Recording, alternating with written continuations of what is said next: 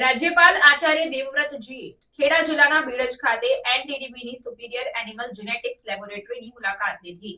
ગુજરાતમાં ઉત્તમ નસલની વધુ દૂધ આપતી દેશી ગાયની સંખ્યા વધે તે માટે સતત ચિંતિત અને પ્રયત્નશીલ રાજ્યપાલ આચાર્ય દેવવ્રતજીએ રાષ્ટ્રીય ડેરી વિકાસ બોર્ડ એનડીડીબી દ્વારા સંચાલિત સાબરમતી આશ્રમ ગૌશાળામાં સુપીરિયર એનિમલ જેનેટિક્સ લેબોરેટરીની મુલાકાત લઈને સ્વદેશી સેક્સ સોર્ટેડ સિમેન્ટ ટેકનોલોજીનો અભ્યાસ કર્યો હતો. કૃત્રિમ ગર્ભાધાન દરમિયાન સેક્સ સોર્ટિંગ ટેકનિકથી માદા પશુ જન્મવાની સંભાવના ઘણી વધી જાય છે. પરિણામે દેશી ગાયની સંખ્યા વધે, સાથોસાથ ઉચ્ચ નસલની વધુ દૂધ ઉત્પાદન કરતી બ્રીડ વિકસાવી શકાય તે માટે વધુને વધુ પશુપાલકો અને ખેડૂતો સેક્સ સોર્ટેડ સિમેન્ટ ટેકનોલોજી સમજે અને અપનાવે તે વર્તમાન સમયની માંગ છે.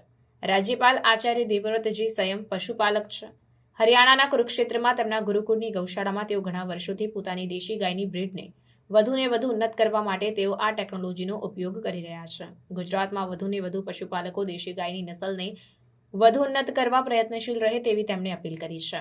એનડીડીબીએ ગોસોર્ટ નામની પ્રભાવક અને ઓછી ખર્ચાળ સેક્સ સોર્ટેડ ટેકનિકથી વિકસાવી છે. ભારત સરકારના પશુપાલન અને ડેરી વિભાગે રાષ્ટ્રીય ગોકુલ મિશન અંતર્ગત આ ટેકનિકને વ્યવસાયિક રૂપે લાગુ કરવાની મંજૂરી આપતા એનડીડીબીએ સ્વદેશી સેક્સ સોર્ટેડ ટેકનિક ગોસોર્ટ રાષ્ટ્રને સમર્પિત કરી છે.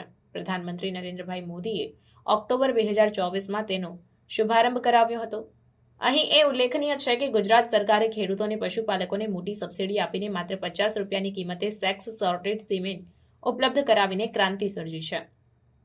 રાજ્યપાલ આચાર્ય દેવવ્રતજીએ ખેડા જિલ્લાના બીડજમાં આવેલી સાબરમતી આશ્રમ ગૌશાળાની મુલાકાત લઈને સેક્સ સોર્ટેડ ટેકનિક અને લેબોરેટરીનું અવલોકન કર્યું હતું.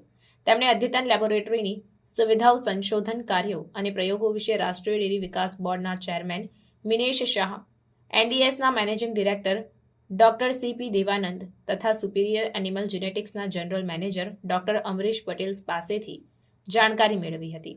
આ પ્રસંગે કલેક્ટર અમિત પ્રકાશ યાદવ, પોલીસ અધિક્ષક રાજેશ ગઢિયા, રાષ્ટ્રીય ડેરી વિકાસ બોર્ડ વહીવટ તંત્રના અધિકારીઓ ઉપસ્થિત રહ્યા હતા.